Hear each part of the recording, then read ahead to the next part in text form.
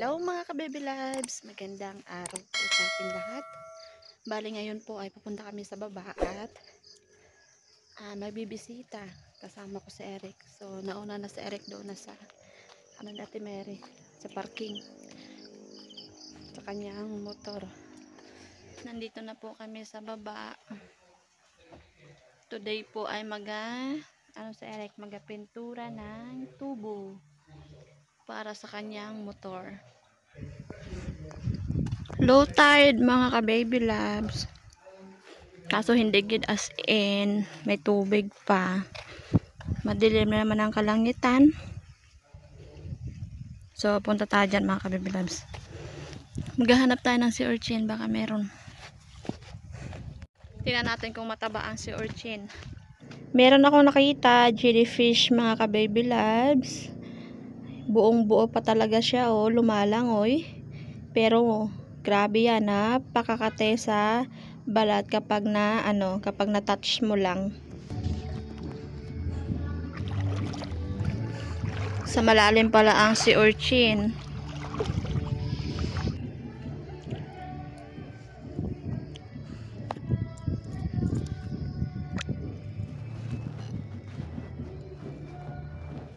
May nakita ako mga ka-baby loves. Hindi ko sure kung mataba.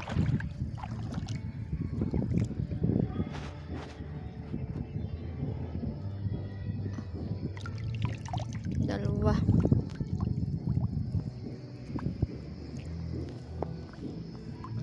Punta tayo dun sa tabi. Wala kasi akong dalang kutsilyo. Doon natin malalaman.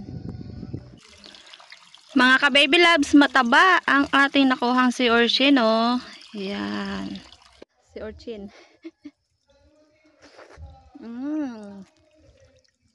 Sarap. Fresh na fresh. So, kukuha tayo mamaya mga ka-baby loves kasi maambon. Umuulan na naman po. Dahil mataba. So, balik ulit tayo doon at kukuha. May dala na akong timba. Yan.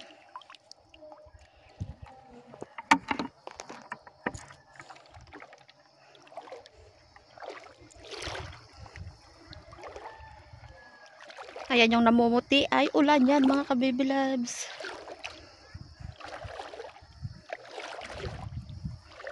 So, pag napuno natin ang timba mamaya, bale doon ako pupunta sa tabi. Doon natin hihimayin. Kasi may tubig mga ka-baby loves. So, maganda sana kung walang tubig. Meron ulit.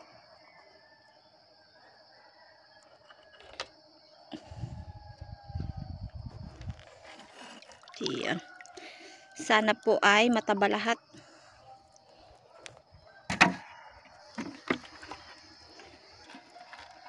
Aray ko. Mahirap pag walang taga-video. Ay, maliit. Balik natin.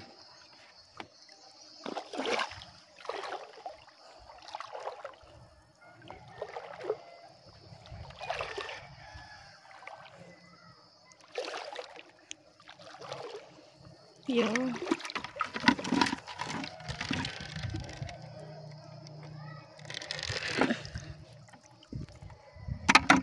Mga ka-baby loves, ayan na yung ating nakuha. So, dyan lang tayo sa malapit.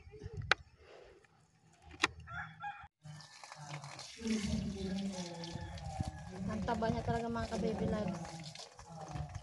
Sabi kasi ni Eric, hindi na ngayon kabilugan ng buwan. Pero pwede pa. Yan o. 1-0.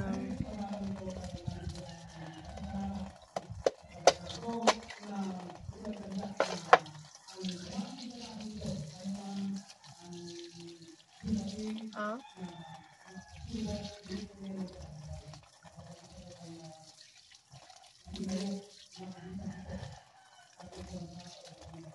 Baby loves, meron akong nakitang pugita, oh. Yan. So bale, dalawang balik na ako doon sa dagat.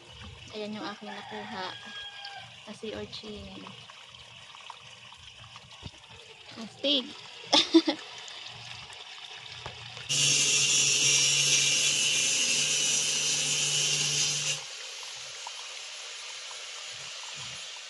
Mga ka-baby loves, nandito na po ako ngayon sa bahay at ito na po pala lahat yung aking nakuha na si urchin. Yan mga ka-baby loves, so malapit na sanang mapuno ang isang mangkok. At ito namang pugita, so ilagay ko to sa ref mga ka-baby loves, baka tomorrow ay magalaot kami at ipain ko yan. Lalaga ko ng tapilan.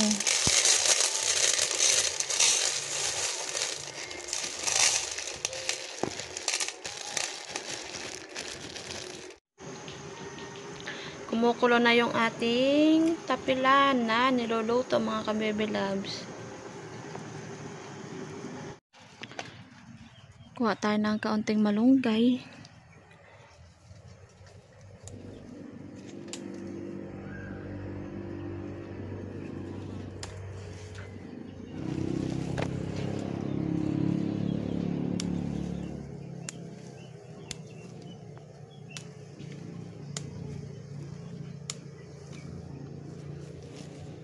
Yan, okay na ito mga ka-baby loves. Mga ka-baby loves, luto na yung ating tapilan. Start na tayo magluto.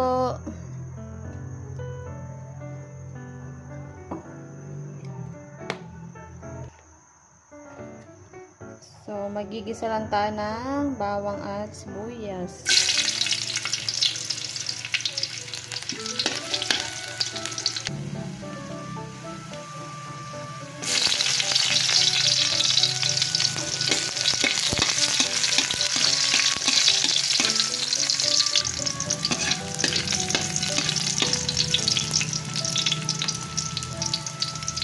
At yung si urchin mga kabibilan.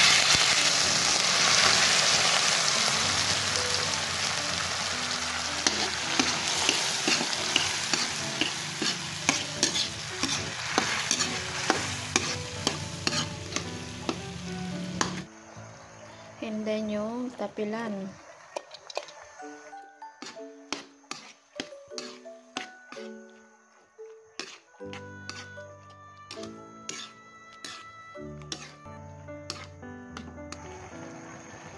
Ilagay ko na rin yung gata. Ayan.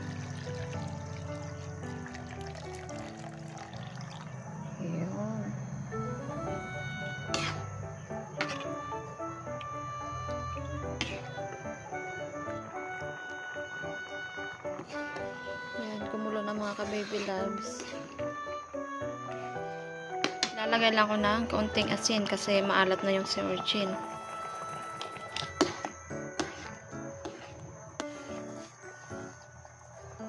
Lagyan ko na ng malunggay.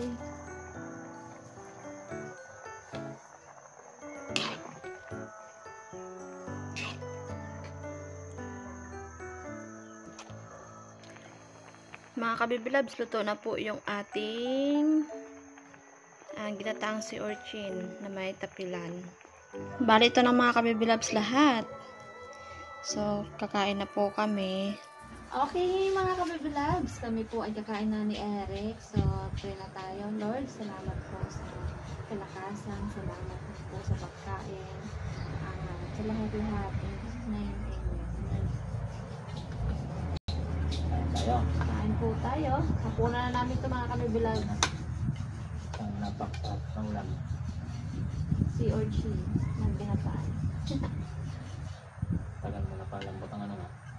Ang pahure. Tapilan. Medyo. May matitigas kasi. Kain po tayo mga ka-baby loves.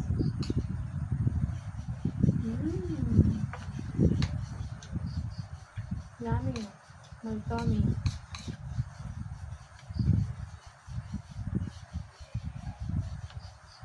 Ano ng ulam? Sarap. Lubog na lubog.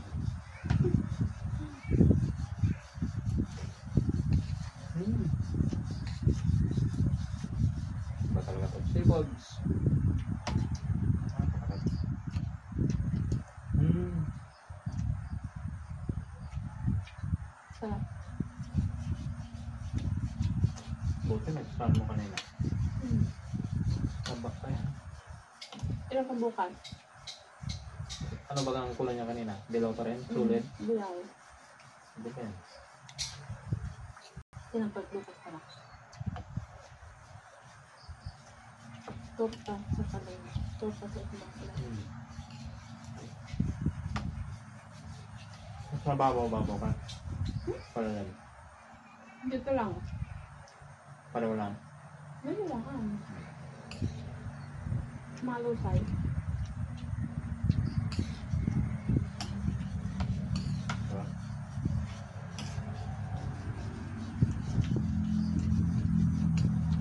Naimutan ka.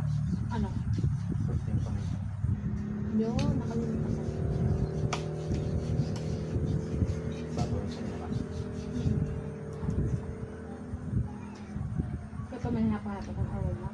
Aroma, diba? Pwede mo pa. Paminta. Kasi wala ka magkaparoma dyan. Eh, sarap na sila.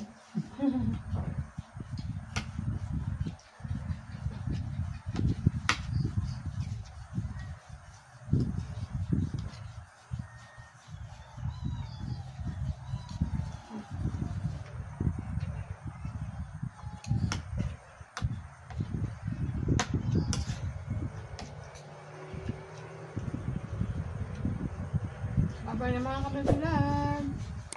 Bye-bye. Ito sa mga kabibilan natin. Bye!